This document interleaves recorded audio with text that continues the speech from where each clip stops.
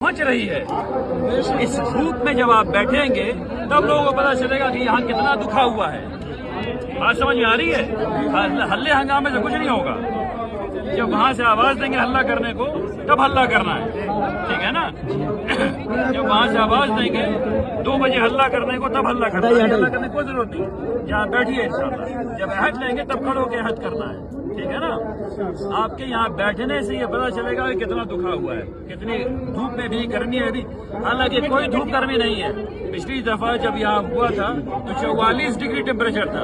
आज कितना है? अभी 25 है आज, ठीक है ना?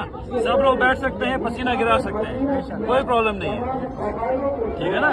इंशाल्लाह तो सब लोग बैठे रहिए, इंशाल्लाह सब बैठे रहिए, कोई उठेगा नहीं। सिर्फ मैं और 2-4 लोग उठ करके जाएंगे जो वॉलंटियर्स हैं, जो मेरे साथ हैं, ठीक है ना? बाकी सब लोग यहाँ बैठे। आप लोग साइड खोलिए, रास्ता निकाल दे। बैठे